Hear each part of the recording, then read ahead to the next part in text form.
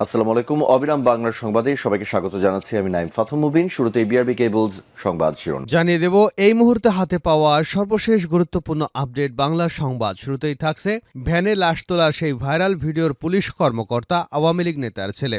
সম্প্রতি সামাজিক যোগাযোগ মাধ্যমে একটি ভিডিও ভাইরাল হয়েছে। ভিডিওতে দেখা যায় বৈষম্য বিরোধী ছাত্র আন্দোলনের সময় পুলিশের গুলিতে নিহত রাস্তায় পড়ে থাকা লাশগুলো তুলে একটি ভ্যানে স্তূপ করে রাখা হয়েছে। তারপর একটি ব্যানার দিয়ে ঢেকে রাখা হয়েছে।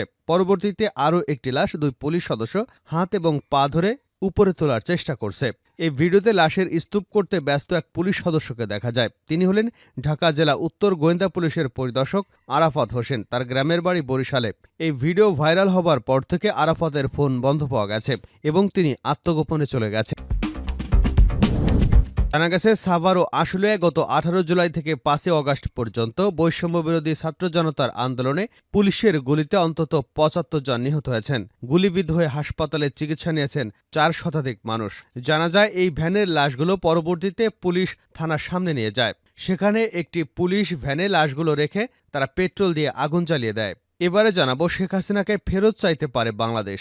বাংলাদেশ থেকে পলাতক সাবেক প্রধানমন্ত্রী শেখ হাসিনাকে ভারতের কাছে ফেরত চাইতে পারে বলে জানিয়েছেন অন্তর্বর্তী সরকারের পররাষ্ট্র উপদেষ্টা তৌহিদ হোসেন। বার্তা সংস্থা রয়টার্সকে একথা বলেন তিনি। তার মতে, যেহেতু শেখ হাসিনার বিরুদ্ধে অনেকগুলো মামলা হয়েছে, তাই তাকে বিচারের মুখোমুখি করতে ফেরত চাওয়া হতে পারে। জানাবো, যুবদলের নামে চাঁদাবাজি করতে গিয়ে ধরা খেল ছাত্রলীগ নেতা। জাতীয়তাবাদী যুবদলে নাম ভাঙিয়ে এক ছাত্রলীগ নেতার বিরুদ্ধে চাঁদাবাজির অভিযোগ উঠেছে। শনিবার দিবাগত রাত সোয়া 12টার দিকে গুলশান 2 এবং 62 নম্বর রোডে মোস্তাফিজুর রহমান সিজারের বাসায় চাঁদাবাজি করতে গিয়ে ধরা খান ছাত্রলীগ নেতা 26 সহ তার 5 জন সাঙ্গপাঙ্গ। এদিকে নরসিংদীতে মৎস্যজীবী লীগ নেতাকে কুপিয়ে হত্যা। নরসিংদীতে এক মৎস্যজীবী লীগ নেতাকে কুপিয়ে হত্যা করেছে দুর্বৃত্তরা। শনিবার রাত 12টার দিকে পৌর শহরের বসাইল শাহী ঈদগাহ মাঠে এ ঘটনা ঘটে। এবারে থাকছে ঢাকা মেডিকেল কলেজে 3 চিকিৎসককে মারধর, 24 ঘণ্টার আল্টিমেটামে কর্মবিরতির হুঁশিয়ারি। ঢাকা মেডিকেল কলেজ হাসপাতালে চিকিৎসাধীন অবস্থায় আহসানুল হক দীপ্ত নামে বাংলাদেশ ইউনিভার্সিটি অব বিজনেস টেকনোলজির এক শিক্ষার্থীর মৃত্যু হয়। এই মৃত্যুতে চিকিৎসকদের অবহেলা রয়েছে বলে দাবি করে বিইউবিটির শিক্ষার্থীরা। এ ঘটনায় ক্ষিপ্ত হয়ে হাসপাতালের অপারেশন থিয়েটারে ঢুকে চিকিৎসকদের মারধরের অভিযোগ উঠেছে ওই শিক্ষার্থীদের বিরুদ্ধে। শনিবার বিকেলের দিকে ঘটে ঘটনা। এ ঘটনায় 3 জন চিকিৎসক গুরুতর আহত হয়েছেন। পরে এ ঘটনার প্রতিবাদ জানান চিকিৎসকরা। এ সময় আগামী 24 ঘণ্টার মধ্যে দায়ীদের গ্রেপ্তার করা না হলে কর্মবিরতিতে যাবার হুঁশিয়ারি দেন তারা। এবং সর্বশেষ জানাবো আন্তর্জাতিক সংবাদ।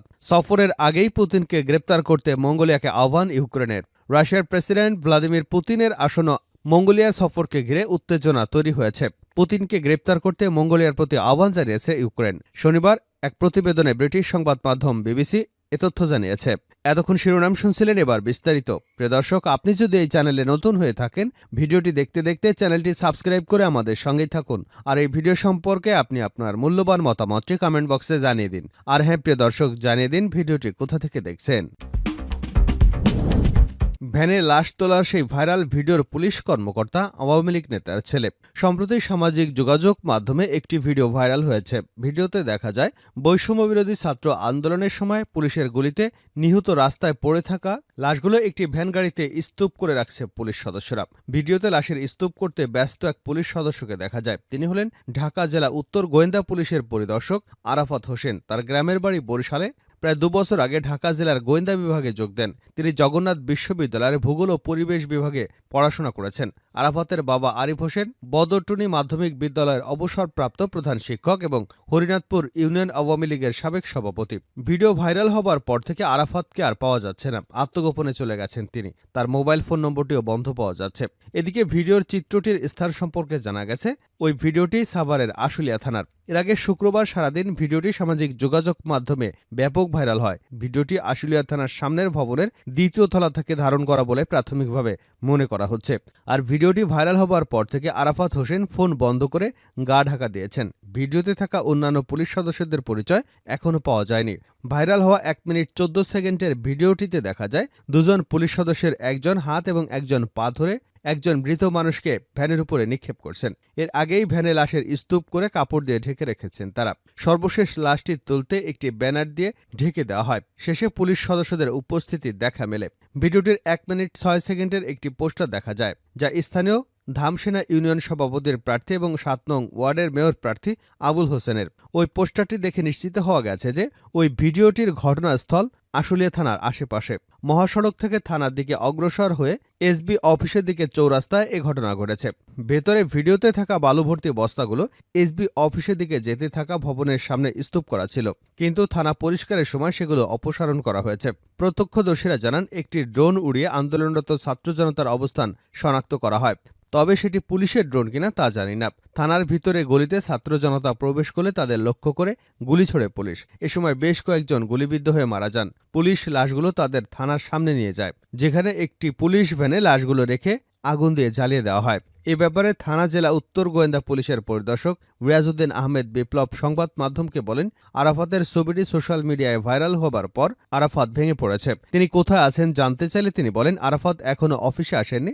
আমরা সেদিন ছাত্র জনতার দিকে লক্ষ্য করে গুলি ছুড়িনি, যোগ করেন তিনি বলেন, আমরা সেদিন ঢাকা জেলা পুলিশের অতিরিক্ত police super crime and ops Abdullahil কাফির নির্দেশনা পালন করেছি।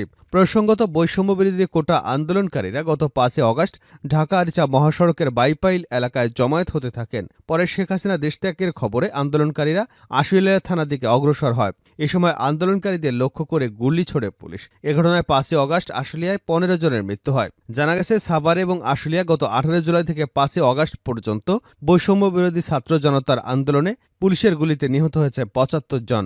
গুলিবিদ্ধ হয়ে হাসপাতালে চিকিৎসাধীন আরও 4 শতাধিক মানুষ, যাদের অনেকেই চিরতরে পঙ্গু হয়ে গেছেন। শেখ হাসিনাকে ফেরত চাইতে পারে বাংলাদেশ, রয়টার্সকে উপদেষ্টা। বাংলাদেশের পলাতক সাবেক প্রধানমন্ত্রী শেখ হাসিনাকে ভারতের কাছে ফেরত চাওয়া হতে পারে বলে জানিয়েছেন অন্তর্বর্তী সরকারের উপদেষ্টা তৌহিদ হোসেন। বার্তা সংস্থা রয়টার্সকে একথা জানান ড ইউনূস সরকারের এই উপদেষ্টা। তার মতে, যেহেতু হাসিনার বিরুদ্ধে অনেক মামলা হয়েছে, তাই তাকে বিচারের মুখোমুখি করতে ফেরত চাইতে হতে পারে। তিনি বলেন, শেখ হাসিনার দিল্লিতে থাকা, ভারতে থাকা প্রশ্ন আসে যে তার বিরুদ্ধে অনেক মামলা হয়েছে।